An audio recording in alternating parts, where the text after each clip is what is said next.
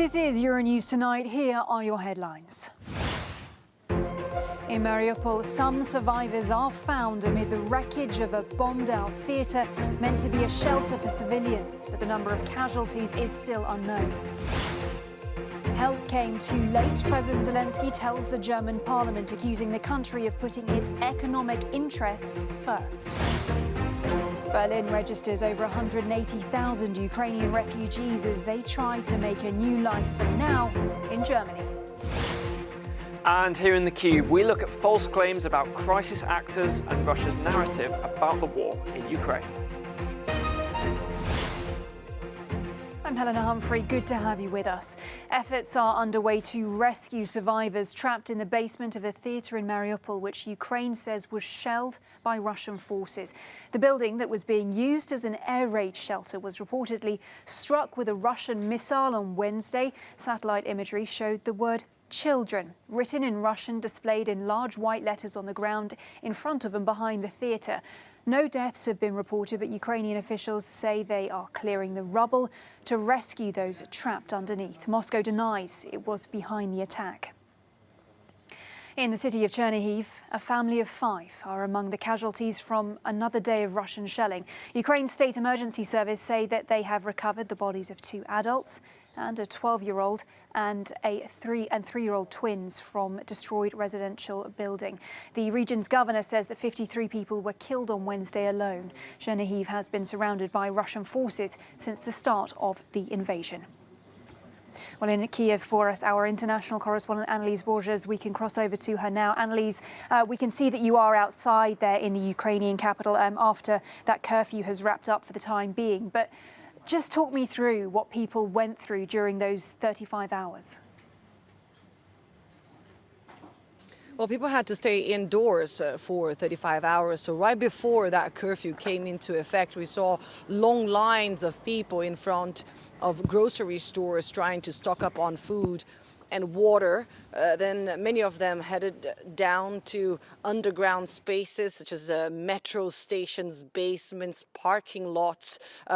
These spaces have turned into bomb shelters across the Ukrainian capital. But what was interesting to note was that there was no panic. There was no chaos. And overall, the last few days, the atmosphere here in the Ukrainian capital really is one of calm. Surprisingly, despite everything that is happening, people are going about these difficult days in a very pragmatic way. They say they're trying to keep busy, they're trying to help each other, trying to figure out what there is to do to support the civil defense units currently trying to protect the Ukrainian capital, but also the army and the most vulnerable here in Kyiv. There's really a sense that people understand that they need to stick together right now, that they are in this fight together.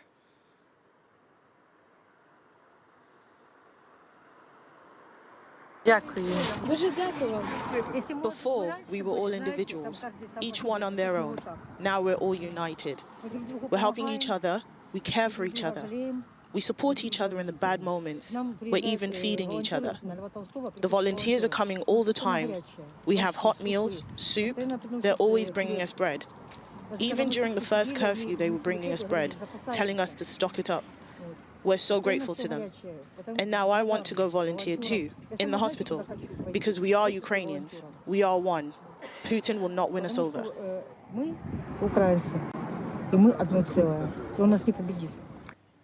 An incredible response there, Annalise. And we've also seen today the Ukrainian President Volodymyr Zelenskyy out and about on a hospital visit, visiting the wounded. How important is it that he is still seen out and about as this war continues? Well, it's extremely important for Ukrainians. The fact of the matter is Volodymyr Zelenskyy is no longer only the comedian turned president. He has really become a symbol of what this country is actually able to do. Over the last few days, we've been speaking to people who said they weren't too happy about Zelenskyy before the war, but that they are very surprised that he stayed and quite pleased with what he's doing, with what he's been saying. They know that he is their voice with the world, that he's been talking to the US Congress, addressing the US Congress, the German Bundestag, talking directly with Western leaders about what's happening here in this country. And that counts, that matters for Ukrainians. We spoke with a member of a very famous band here in Ukraine a short while ago, and he told us that Zelenskyy is really that little man that surprised everyone. And that is similar, he said, to what the Ukrainian army and the Ukrainian fighters currently trying to repel this Russian invasion have done with the world. They have surprised everyone. Nobody thought that Ukrainians were going to defend themselves, that were going to be able to actually block Russia from advancing, from taking the Ukrainian capital, for example. So the fact that Volodymyr Zelenskyy stayed and that he is out and about and that he is constantly communicating with his citizens and with the world really is extremely important in this moment for Ukrainians across the board, those who voted for him and those who didn't. Indeed. Annalise Borges in Kyiv, thanks a lot. President Zelenskyy has called on Germany to tear down the new wall that Russia's war in Ukraine has created in Europe. In an emotional video address to the German parliament, Ukraine's leader asked Chancellor Scholz to destroy the wall between freedom and slavery. Zelenskyy criticised Berlin for putting its economy ahead of his country's security and claimed that President Putin used Europe's dependence on Russian gas to finance his war. When we told you that Nord Stream was a weapon and a preparation for a great war, we heard in response that it was all about economy after all. Economy. Economy. But it was cement for a new wall. Well, in Berlin for us tonight, reporter Jona Shalgren. Jona, good to see you. I have to say that all of Zelenskyy's addresses around the world have been remarkably emotional, but this one was more frank. Essentially, he said, your help came too late, speaking to the German parliament. A far more critical tone then from the Ukrainian president here. A far more critical tone, and there was applause obviously when he finished his speech, but it was a bit of an awkward moment. The German members of the Bundestag, they looked at each other kind of not in disbelief, I'm not going to say that, but they looked at each other a little bit confused perhaps. Many had perhaps thought that he would talk to them like he talked to other parliaments and that he would thank them a lot for their support. He did do that, obviously, but it was very critical. He said Germany was a part of building this wall, obviously a historical reference to the Berlin Wall, this wall that is now dividing Ukraine from the rest of Europe, this wall that is dividing freedom and slavery. And Germany was a part of building that because of its economic interest, because they kept doing business with Russia, because they kept projects like Nord Stream 2. And now Germany can't look over this wall because it continues to put its own economy first. And he was implying that Germany's reliance on Russian gas is one of these huge problems and one of the reasons that Putin can continue this invasion. So a very critical speech full of historical references. He also said, listen, Berlin got an airlift during the time when it was shut down or shut off from the rest of the world. Why don't we get something like that? And he also said, time after time the world has said never again, and Germany has said time after time, never again war. But now, look, everyone is looking the other way. We're not getting the support that we needed. So it's a very critical tone in this speech. Jona, let me ask you this then. Could German lawmakers actually meet any of Zelenskyy's pleas then? Because particularly when you talk about Russian oil and gas, for example, I mean, it seems that the EU is already committed to a far slower drawdown on that front compared to the US, compared to the UK. Well, no, I don't think that Germany is going to move at this stage and speed that up or put in some sort of import ban. The government here, from the Social Democrats to the Liberals to the Greens, have all said this would be too disruptive to the German economy. So unless there is a major development, some sort of red line that is crossed by Russia, then it's unlikely to happen if it continues like it is now, in this state of war that it is in now. So no, it's unlikely that he's going to get any immediate help in that way from the German government. What could happen is, more financial support and more support in terms of weapons and arms. That is not impossible. But when it comes to really hitting Russia in a way that would also hit Germany quite hard, then that's not going to happen at this stage. All right, Jonas Shalgren in Berlin for us this evening. Jona, thank you. Well, as Zelenskyy addressed the Bundestag, his Defence Minister Alexei Reznikov addressed MEPs in Brussels. So for more on this, we can go over to Shona Murray in Brussels. Good evening to you, Shona. What did the Ukrainian Defence Minister have to say to MEPs, and what were your main takeaways? Yeah, not too dissimilar to what Zelenskyy has been saying for the past few weeks. He called for what he described as biting sanctions against the Russian economy that would paralyse it and then eventually force Vladimir Putin into stopping the aggression. Undoubtedly, he's talking about sanctions on oil, coal and gas. But there isn't, as we heard from Jona there isn't a consensus amongst EU member states for sanctions on these, in particularly not gas. I mean, some countries like Poland, the Baltics are calling for it, but member states believe that they're not going to put sanctions on anything that would harm the European economy even more than it harms the Russian one. It would require for even oil and coal, for sanctions on those two elements, would require fairly strong escalation of aggression from Russia for those sanctions to be triggered. He also called for a no-fly zone, something we've been hearing for some time now. But he said that each European MEP or each European Union country should also follow in the footsteps of US President Joe Biden and declare Vladimir Putin a war criminal. I'm very grateful for the European Parliament for a resolution of support of Ukraine during the Russian aggression. But I am appealing to all European parliamentary members to recognize that Putin is a war criminal, as it is done in the United States. That's the Ukrainian Defence Minister speaking to the European Parliament today, calling on the EU to declare Vladimir Putin a war criminal. I think the EU is, thinking in a similar vein. There has been great support for the International Criminal Court, for example, for opening up a war crimes tribunal against atrocities from the Russians, and in particular Vladimir Putin. Helena? Shona, of course, as you know, we've also been talking about President Zelensky's address to Germany, that more critical tone that he used. Do you think that he was singling out Germany for its role more broadly in the European response? I think he clearly was, because if you compare it to, I suppose, his tone with other parliaments, with US Congress, with the UK, with other countries, even the Irish Taoiseach the other night, thanking Ireland for support for the refugees. His main critical piece was, of course, that Germany, he says, prioritised the economy over morality, and has done over this past few years when it comes to Nord Stream 1, Nord Stream 2, trying to bring Russia into the fold by using trade and having so much investment for Russia, and also being quite circumspect when it came to making a decision on Nord Stream 2. It took some time for Germany to do that. So certainly I think he was pointing it out, and he was very critical. I mean, he drew parallels with the Second World War, saying that for the second time in 80 years, Ukrainian cities were being decimated.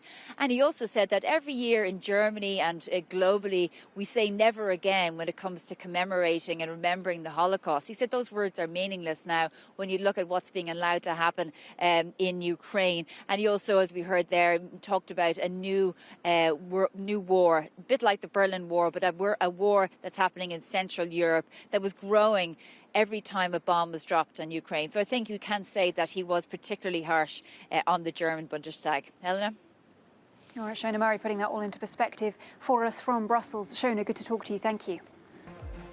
Well, let's get the view now from Estonia, a country which shares a border with Russia and is part of both the EU and NATO. I'm joined by Thomas Hendrik Ilves, the president of Estonia from 2006 until 2016. Welcome to the programme, sir. Thanks for being with us. Good evening. I want to start on a personal note, if I may, because I understand that your parents left Estonia during the occupation of the Soviet Union, and watching the war now in Ukraine, watching the millions having to leave, I wonder, in your tenure, when you were in office, was Russian aggression in the region a concern during your time as president? Well, I think it's always been an aggression, and there was quite a disparity between the way that Russia treated its immediate neighbors and the way it treated its Western European neighbors. So we saw that, and of course, in 2007, we had the first massive cyber attack. And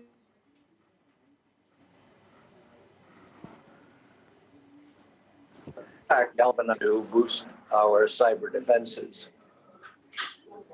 So talking about that massive cyber attack that you suffered when you were in office in 2007 and looking at the risk now and cyber warfare that is already underway, how great is the risk of further cyber attacks in Europe? And what should Europe be doing to bolster its defences?